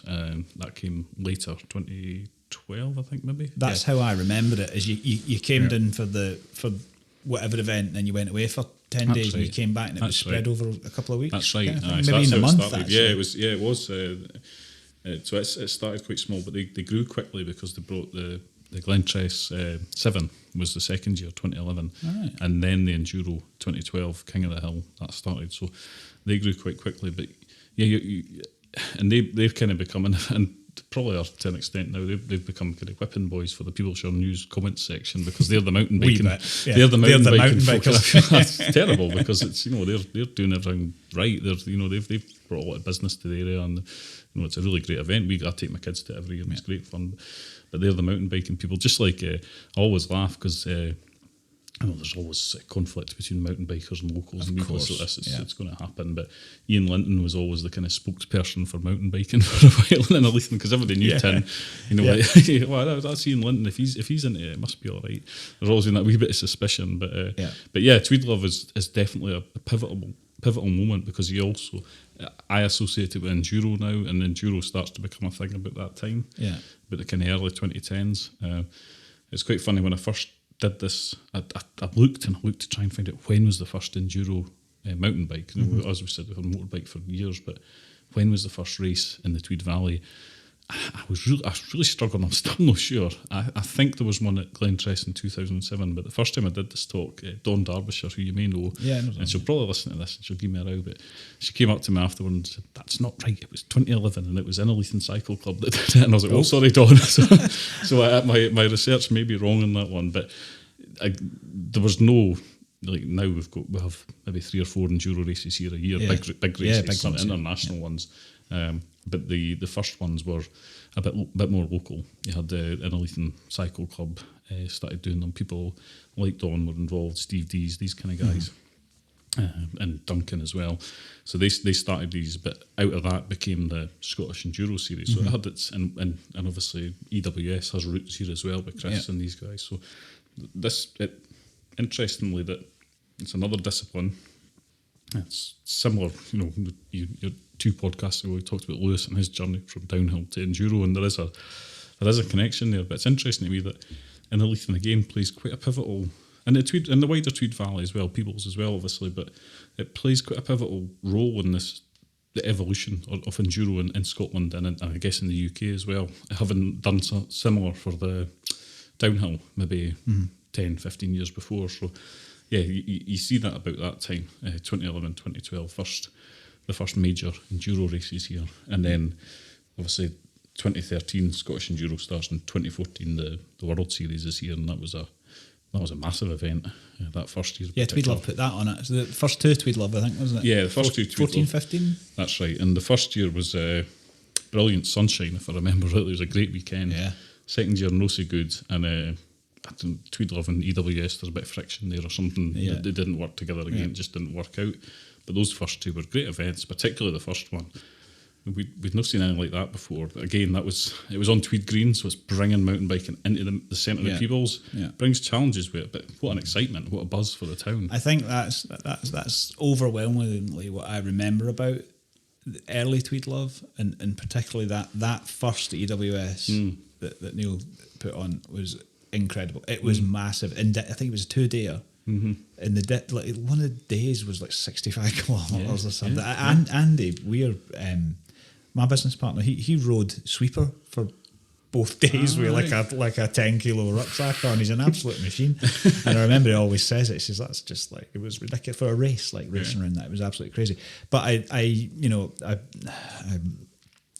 the thing that Tweed Love did for me was to dispel that sort of that inaccessible enthusiast for the normal member public that started to see bikes around.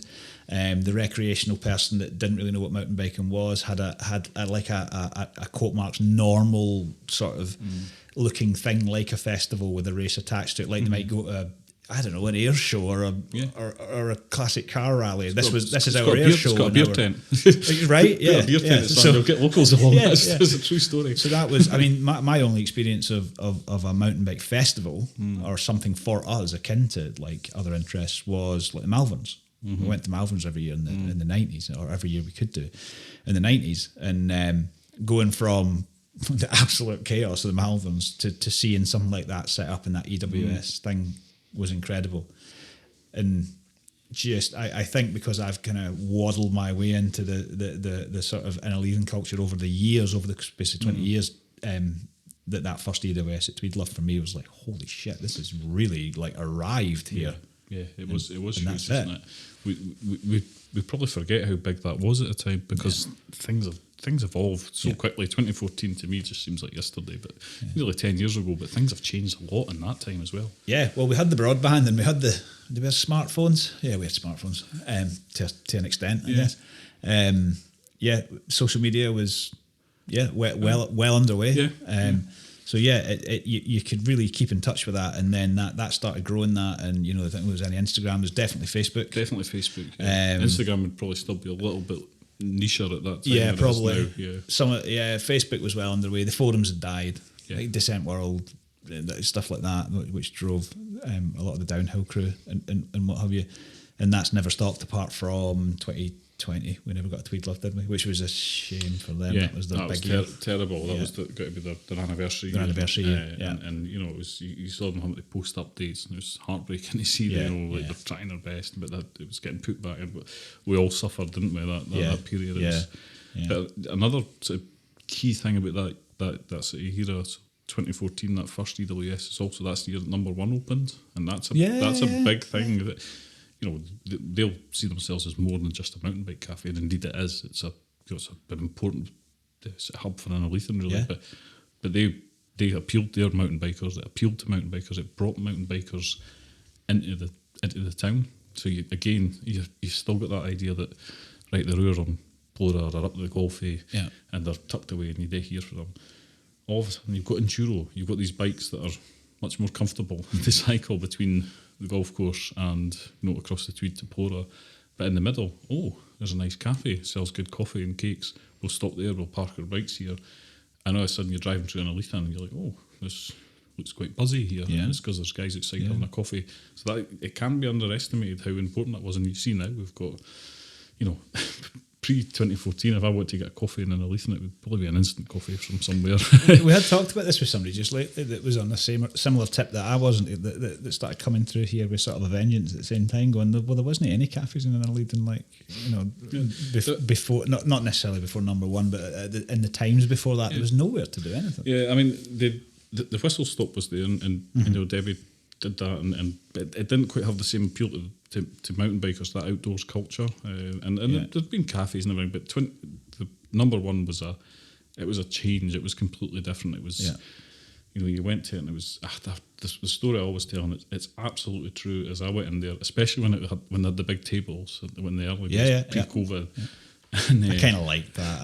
I quite missed that. You did get I've told this story as a kind of joke, but it's God's honest truth. You would get Lewis and his mates there, the baseball caps on back to front and everything. These cool enduro guys. But you'd get Marlon Jones and Anna who'd been at the bingo at the Vale Pub the night before having a cup of tea, and they were blathering with each other. And I was like, that was. And you had to shuggle in behind. You shuggled in, and it was you saw you got an idea of what this town could be, because Innerleithen is a great place, great wee town. It's got a heart of gold, great community. A wee bit depressed, the mill's closed, there's economically, but the spirit of the town has never been in doubt. But all of a sudden you have this new thing, this mountain biking culture that's, and it goes wider than that. It's outdoors culture. There's people that hike, trail run, swimming, there's all sorts of stuff that's here now that probably wasn't there before. And you're like, if we can get it right, and I think we're doing a pretty good job at it. What a great place. You've got that tradition, you've got that heritage, you've got that heart of gold, but you've also got this kind of nice, cool, edgy outdoors scene. Get that right, and we're quids in. Yeah. So that was 2014. 2014, you said that number 1 opened? 2014 they opened, and they you have to give them a lot of credit, because that wee shop had been empty for years. Yeah. And anybody could have went in and done it, but they didn't. Yeah. They did. Emma and Greg did it. They brought their cafe up from Gala. Sunflower? No, it was Moondogs. They had Moondogs down at Gala, and Val had Sunflower. Val had the Sunflower, yeah. That's right. Yeah. They had Moondogs at Gala, and it was really successful. Right. I think a lot of people at Gala really mourned it going, and the good thing they had at Moondogs, because I went there a few times, they had a wee stage, and they had music, but they can't really do it at number 1 because it's so tiny. Yeah. Greg's a bluesman though. Yeah. Oh yeah, absolutely. He's great. I've seen him at the Blues Club a few times. He's very talented. But no, I think they had that vision, and what a success they've made it. They were full power to them. They've added a lot to this town. Yeah, absolutely. Yeah, I mean, it's you could throw this away if you like it, but it's a cultural icon now. No, it is. I think it is. You know, right, and we'd certainly miss it here. Oh yeah. No, it's brilliant. Yeah, You know, and it has built a cafe culture. You know, there are 3 or 4 now that you can go and get a good coffee at a nice bit. Yeah, I think so. It definitely showed that the village could sustain that. Mm-hmm. But much as we talked about a flyover county, there's flyover towns as well, because I do very vividly remember coming to Innerleithen and thinking, this place is like, I'm riding my bike here, but this place is like, let's just go somewhere else soon. It didn't have that atmosphere. Yeah, we couldn't get a coffee. You couldn't, you'd go into bike sport or Alpine at the time, but that was really it. I mean, to lift this place from a dozen years ago and see it now, I don't know where we are. So the economy and culture of Innerleithen, for me, doesn't solely rely on mountain biking right now, but it because not everybody's a mountain biker. I think the mountain bikers forget that even sometimes. There are other people that live here, but they definitely miss it if it went away. I don't think it's tipped over into that way that everybody thinks it is right now. Oh, the mountain bikers are. I think it's trending that way for sure. Yeah, I think there's a move certainly among people that I've spoken to try and diversify it a wee bit. Yeah. It's like, what else can we offer here? You know, we're not going to have any bother attracting groups of lads from the north of England here to come and mountain bike. So certainly, as long as the trails keep getting maintained, TVTA do their There's thing. nobody left in Newcastle on the weekend now. All the Josies are up here. It's true. Seriously, and it's interesting because you do hear the voices, and it's northeast, and there's Cumbrians as well. For sure. They're all coming, and it's like, well, that's great, but can we see when they get married? Can we get them to come back with their families, and what else can we offer them? To make this? Because I take my family up to Aviemore, and that's the area, and there's so much to do there. Yeah. Whereas here, you don't want it to become a monoculture of you come to Innerleithen and you can do a bit of mountain biking, and because there is more. We probably just need to keep pushing it and promoting it. Strangled by geography a wee bit.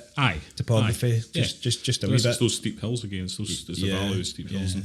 And, so it's an interesting balance, but I think at the moment it's recovered really well from COVID because not everywhere has, so we're busy, and you go to Tweed Arms every night of the week. There's people in there. After COVID, like when the tape was broken at the end of July in 2020, I've never seen anything like it. Yeah. And like I say, I'm by no means the original mountain biker here, but I've been coming here for well over 20 years in one way or another, and I've never seen anything like when they figuratively let us all go. The shit hit the fan, didn't it? Or the shit hit the everywhere in Innerleithen because they never got to the toilet. so it was over. We were not the only place to suffer for that. I listened to the Scotland Outdoor podcast and things like that, and a lot of areas got this huge influx, but it was like you got a sense then that we're not prepared for those sort of numbers. We haven't got the parking, the toilets, things that you need to support that number of visitors. We haven't really got it here, and we still don't. And there's people in the town, and I will name them, like Pauline from the Hub and Gordo, they've been working their socks off to try and get more facilities, but it's frustrating. I think locals here, hopefully what's come across tonight is that mountain biking in Innerleithen and Peebles in the Tweed Valley, it's not something that's just been imported on us. It was guys here that started it. Absolutely. It's not something that was done to us. We've got a stake in it. And even guys like me who are not mountain bikers and my parents who are not mountain bikers, we care about it. We want this town to be successful. You want our kids to grow up somewhere that's really nice. So we've all got a part to play in that. But everyone can recognise that there's not enough facilities for these guys to come here. There isn't enough places to park, and that's why Miller Street's not a bad example because it's always been difficult to park in Miller Street, but anywhere in Innerleithen now it's hard to find a parking space. I've lived here for 3 years and change, and I've noticed the change. And I don't vans there at the weekend they bring the vans up and then they stay in the Airbnb. I know I go. Let's not have a town council meeting. No, exactly. But I think it's a good demonstration of how the place that itself has stayed the same. Obviously, there's a mindset, in the Airbnb market and what have you, which is fine. People making a living, but outside of that, the overspill of silly stuff like parking when you come for these things. We find it really difficult, at work when we have 6 people in a course, like a leadership course, put in a classroom, and the first thing they ask you is, where do we park? And we're kind of like, well, you park on Hall Street. Yeah. And you can't park on Hall Street. There's like 20 spaces, and then again, it's not a community council meeting, but it's part of the story. Though. It is part of the story for sure. It's where it's going, and it's like the riding community, I think, is getting its act together a little bit. You've got the TVT now; they've went a bit legit. They've recognised that the trails at the golf course couldn't continue to be having international races on it. It couldn't continue to be. We don't know what's going on there, so they're doing good work. They're engaging with the forestry. They're really trying to take it on to the next level, which is great. And the cafes are getting their act together. Everyone's building up for where Innerleithen, where the Tweed Valley can go. But there seems to be, I don't know what they are, because we are not making this a town council meeting. But there seems to be some sort of barriers to unleashing the real potential. And I think it comes down to things like facilities and things like that. So. Yeah, wiser people than us will argue that, but it definitely feels where we're at the story just now is that needs to be the next step, and perhaps the Worlds is a catalyst for that. Yeah, I mean, I can't disagree with that. The facilities and what have you, and I do actually feel for people that don't have an interest in the actual, tangible nature of mountain biking, whether it's selling brownies, me selling products, guiding and skills and stuff like that, because we're not all mountain bikers, and I think we perhaps forget that sometimes. And I think it's a fair comment. I think you're always going to get tribal views. So people are they're mountain bikers. I think it's quite narrow minded, but it goes the other way as well. It's like bloody horse riders and things like that. 100%. Any activity you do, you've got people who are. You get back what you give out sometimes. My view is anytime I go past, I'm out hill walking, not as much as I would like, but two young kids, but I go out hill walking a lot, and I'll see other trail users, other people, other human beings, give them a wave, say hello. And I've never had anybody be grumpy back to me. It's funny that, isn't it? When I moved, if you go out and go to someone, there's a fair chance they'll do it back to you. So I made a rule with myself when I moved to Innerleithen. I thought, I don't care who it is in the street, I'm just going to say hello to them. And I've always done it. I've always made eye contact and always said hello. And it's just become the thing I do now, and it brings me a wee bit of joy. And I do it on my bike, and I do it off my bike. I do it to other bikers. I do it to dog walkers. And it is interesting though that I do it as well, and it's just it's just how you brought up. But people do treat you differently on a bike. I've been on the bike, like coming along the cycle path, and I'm ringing my wee bell and everything, and you do get a bit of a glare. I'm like, it's me, it's Stuart. I was a standard bearer. I'm a good guy. but that's quite interesting. There's a wee phenomenon that people look at you differently, and they maybe pigeonhole you a little bit, thinking, that's a cyclist. And I'm just a guy on a bike. I'm not doing any harm to anyone. So a bit more tolerance all around, I think, is never a bad thing. And because there should be enough room for us all here to get along. I agree, and a more. Yeah, I mean, what I gather, Pauline and Gordon, that just run into red tape, and actually it just compounds it. So I think the onus is on people that are coming into somebody's community to firstly recognise that, to behave, but to make it easier for them to do the right thing. There needs to be the right thing here for them to, and if that's showers, if it's parking spaces, if it's toilets, then absolutely, because you want them to have a good memory of the place as well, and they come back and come back and enjoy themselves here. So a lot of red tape, but hopefully there's light at the end of the tunnel there. I think unfortunately is tension in the community is, despite us having probably a wee sort of bit of catharsis there, it's actually where we are a wee bit. It's not to say that we're in a negative place, but because it's been so successful, there actually is an underlying sort of need to fix these somewhat intangible problems just now, because like you say, everybody's got a view, and there's no real forum to. I'm kind of like where I'm at now is I'm taking a more kind of existential thinking about it, and because what I think is happening is it's almost apathy. So local people here, we've got the World Championships coming. This is massive. It's muckle. This is a huge, not just for us, for Scotland. To have this multidiscipline, the first time it's ever happened, a huge event. the thing I keep saying to anyone is it's going to be on BBC One. That makes it huge. That means millions of people are watching. That's not Red Bull TV. It's not some obscure internet thing. This is front proper and centre. telly. Yeah. Proper telly. Yeah. Your granny will be watching this, you know. Yeah. And I think people here maybe just are like, well, it's another. We had that enduro thing. It's another mountain biking event. So I'm kind of almost thinking I don't want the town to miss out on because that will bring opportunities. Mm-hmm. That will bring different types of visitors, hopefully. Because if your granny's watching it, and you'll know better than anyone the trails that are building up at Glentress. You can see a bit. They're coming out of the trees, and you can just imagine the camera angles get swooped round, and you see Hospra Castle, you'll see the Manor Glen Hills, Gypsy Glen. You're like, wow, I want to go there, you know. And I hope that people are understanding that's an opportunity. That week, you might not be that. Well, you know, will we be busy? Will we not? Will they all be up there? Who knows? But longer term, you just hope that that's an opportunity and people can see that. So don't be apathetic about it because it's another mountain biking event. Yeah. It's a huge mountain biking event. We'll not see anything like this again. Even EWS, I'm sure, will come back, but it's not on the same scale as a World Championships for all those disciplines. No, it's definitely not. It's a kind of thought I've been having recently is that I hope people understand that, and I hope we can get the best out of that, because it could be a real game changer for this area. Well, that kind of swings us quite nicely just into, I guess, legacy. So, you know, I mean, I see way too much on a daily basis to even form a cohesive thought on what comes next. But so you as somebody who's researched this and has been here all their life and seen this and indeed done research on it, what do you so what are the things that are coming next, and what do you think the next thing is that's going to happen here?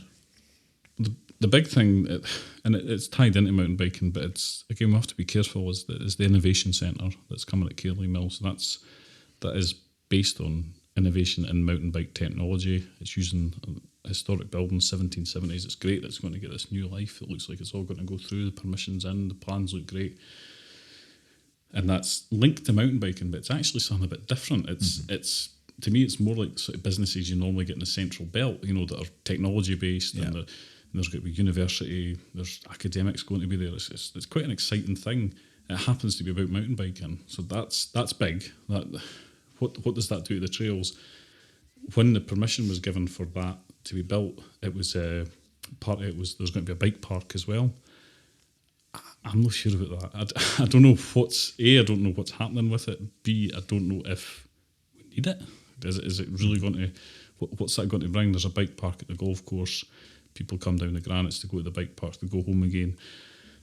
Is there enough access? Yeah. Is it going to be there? So that's a big question mark for me. Because it seems to have went quiet. We've heard quite a bit about the mill now. There's been some quite good engagement, and a few of us are involved in a project to kind of bring out some of like an interpretation of the history of that building and the history of the textile industry, but bring it into the 21st century. And some of this stuff about mountain biking will be involved in that as well. And that's all very exciting. But the bike park I've not heard much about. It seems to have went quite quiet. And when things go quiet, you just start filling the vacuum with rumours and speculation. That's the biggie for me, is what's going to happen with that, because you build a bike park at the golf course, you change the character of that hill altogether, and it becomes a totally different thing to what it is just now. You'd probably lose a lot of trails. You'd probably build some new ones that would be very popular, and it would be a great thing, and it could be an all year round thing as well. Like a lot of bike parks are certainly in the continent are seasonal, because you get snow in the winter in the Alps. We get snow in the winter here, but you can still go on your bike. It's not that deep. So I don't know. It's really, really tough, because that's the biggie for me, is what's going to happen with that. We can talk around it about facilities and things will get done there. I think it's amazing. It's like when there's a road race here that the potholes get filled in miraculously. When they realise, the World Championship's coming here, we better put a bike wash in Innerleithen. Well, this is what's happening at Glentress, isn't it? Like suddenly the floorboards exactly. That deck needs a bit of polish. None of the bridges are made of wood anymore. Exactly so. It's funny. That's like we used to always say that about the Queen. Everywhere she went, she would smell wet paint. True story. True story. That's quite funny. When I worked at Halfords, when the new manager went into a new store. He used to clean the warehouse because when the area manager would come round, he wouldn't look at the store. He'd just go into the back office and think. He'd come in the warehouse and he'd go, "Holy cow, this guy's on the ball!" Really, You know, we used to do the aisle that went to the back door, and then the warehouse, and that was it. And then everything else. So yeah, when these big things come along, that's they clean the warehouse. But what do you think about the bike park? I'm really interested because I'm like the whole point of this me doing this research is I'm not a mountain biker. I've lived here. I've brought and I know a lot of mountain bikers, but the whole point was I'm a bit neutral. But it's your livelihood. So I think so. It must be 3 years since when Select Contracts came here and announced the feasibility study. Of course, the Borderlands is a separate thing for the Innovation Centre. You can read about that somewhere else. I think what came out of that, just again, it's just down to rumours and sort of stuff. But I think the general chat that came out of that was from the community, and most of the people that have been here a long time, was it couldn't be the Tweed Valley Bike Park. It had to be something else, like Tweed Valley Adventure Park or something like that. So it would be more like going to somewhere like Les Arcs in the summer where there was a toboggan thing and some zip lines and some walking trails and a nature trail and that kind of thing. And for me, just personally and professionally, I actually think that's probably a better solution. You know, from a point of view of you want to go riding, not just being a rider. I'd miss the golfy, but you know, when Storm Arwen came, blew some trees down, everybody went, "Oh shit, we've lost that trail." Well, what they did, they just built another one next to it. Or they used the trees as a feature. Exactly. You know, so we're really, really fortunate here to have people like you say. It wasn't forced upon the village; it was the people that live here. Now people have came in and took up that mantle. But it's still emanating from here. Nobody's coming here to build trails. Really, guys have moved here. So I think if they build a bike park and adventure park over the top of it, I actually don't think it will matter because I think the trails will survive somewhere else. And you know, infrastructure and all that aside, I don't know. But that was. I think the last time I thought about it was was not. Years before tonight, basically. It's kind of gone away. It has kind of, isn't it? And that'll be interesting. But yeah, I don't know. I mean, I think who knows what the future will bring. You couldn't have predicted all of this when if you go back to Arthur Phillips with that trailer load of bikes at Glentress, who knew it would go here? I think what I've enjoyed with this research and this project is just the ability to look back a wee bit and maybe preserve some of these wee stories because they are.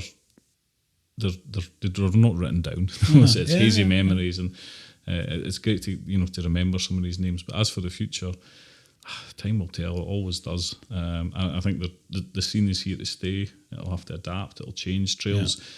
People are getting more and more proficient on their bikes. Bikes are getting better. Technology's changing. There'll be another discipline comes along in a few years, and it'll be something different again. For sure. They'll probably go back to doing mass start criterium races at the Golfy again. Le Mans start. Exactly. You just never know. So I think it's really exciting to see where it goes next. But hopefully, what's come across is the fact that I think us in Innerleithen should be quite proud of how this has grown. It's part of our story now. I got involved in this because I love the history of Innerleithen. It's got a quirky wee history and loads of myths and legends, plus all the mills and what have you. But this is part of it now. This is a huge part of the story of this area. People's as well. People's to a lesser extent because it's still kind of peripheral. People's is a lot bigger than Innerleithen. It absorbs people easier than the smaller place. And Walkerburn to an extent as well. It's a big part of our story now, and I think it's something that we should take a little bit of pride in the fact that we've. And these top athletes are coming out of here now as well. I think it's a great thing for a wee place like this. Well, they're all moving here as well. Well, that's it. They moved here. So I did this talk at the FNY collective at their AGM, and I was doing this talk, and I was looking across, and there's Beck sitting there. I was like, she's a world leading athlete. She lives next door. Lives along the road. So she nicked my hosepipe. Domestics. You heard it here first, folks. Well, no, all these folk have lived up and down the street and in the village. It's a notoriously hard place to rent and buy a house. So and it's actually quite cool that we had a load of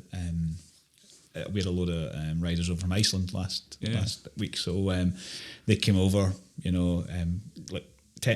7 days in the Tweed Valley. I couldn't ride for 7 days in the Tweed Valley. Talk about apathy, you know what I mean?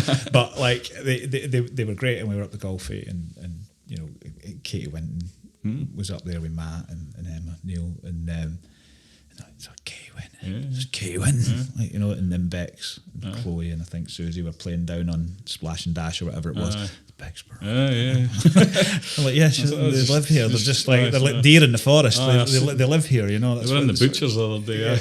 Exactly. So that's you know, I think you're right. It's testament to the people. It's testament to the resolve of the biking community, and that they you know, they started to do this and continued in it.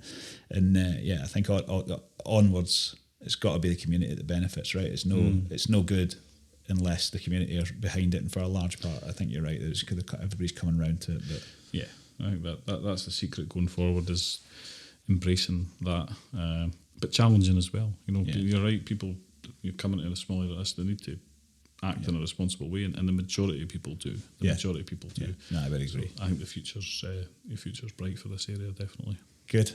Positive note. So just finish off by telling us a wee bit more about what you're away to do now that you quit your job today. Last day today, or was it your notice? No, it was today. Was it? Yeah, today was my last day, so I didn't do very much. I went out for a nice meal and enjoyed myself today. It was really good. So I worked there for 9 years. I worked in finance my whole life, really, since I left school at 17. Again, there was no mill job, so up to Edinburgh I got a job. And you know, so what I'm going to do is I'm going to be a tour guide. I'm a freelance tour guide, and I'm going to start my own business as well. I'll get freelance work for. This is a huge industry. You know, it's basically what you're trying to offer is something that's a bit more bespoke and a little bit more personal than a tour bus or Abbeys or something like that, who are all great and do a great job. So you know, people who want to come here and maybe don't know comfortable hiring a car and they want a guide, somebody to take them around to some nice places, historic places, whatever it might be, something out for somewhere nice to eat. So just doing that, but I want to focus on this area, the Borders. Hopefully anyone listening to this will realise I'm pretty passionate about this area. I think it's a great place to live and it's a great place to visit. And it is a wee bit underserved for tourism. It's certainly underserved in terms of linking up. So if you're someone who's, I don't know, say you're here and you're staying in Peebles for a few nights and you want to go and visit, I don't know, Scots View or something, it's like, yeah, that's fine, but it'll be 4 buses. Yeah, it's a long ways round. And you've not got a car. So I want, what my business will be, I'll go and pick you up, I'll take you down there, and I'll give you a bit of chat on the way about, that's Flat White up there, that's the Wardle way. But also tell them about, that's the River Tweed. And walking tours of the Gulfie. Who knows? Never know, right? Who knows? So, I'm really excited about it because I love Scotland, I love the Borders, I think it's a great area. There's so much history, but there's so much culture as well, and we've touched on it quite a lot tonight. So I'm hoping that I can bring that alive for people. So it's great to give it a go. You know, why not? And the way I look, there's plenty of reasons why not, because you're going through being employed and everything, but sometimes you've got to take a wee bit of I can relate. Exactly, and you take a wee bit of punt on something and hope that it'll work, and I think it can. So I'm really excited about it. I think it's a new opportunity for me to do something I love, and why not try change your career. Well, do it now while I can. It shines through. You talk with a lot of passion. Where can people find you? Tweed Valley Blogger. So I'm on Instagram, and I've got a website as well, www.tweedvalleyblogger.com. I put up a lot of blogs up there, and I've done one about we've done several about mountain biking actually, so you can go on there and go through the timeline and everything, and I put all sorts of stuff on there, anything that comes into my head, but that's going to be the business website as well. I've got a wee bit of work to do on that. I've got a holiday to go on first. When I come back, we'll get up and running for the business, but check it out. I like to share anything that comes into my head, and there's a lot of interesting, hopefully interesting stuff on there, and there's a lot of guff as well, but that's the nature of blogging. You just write what's in your head. And now there's an audio source for some of that guff. Exactly. So I've enjoyed that. That's informed me, and I've actually got a wee bit of guff to tell my clients when I'm riding around as well. Exactly. Always handy, right? You can have that for free, Alan. Amazing. All right, thanks, buddy. Thanks, mate. Cheers.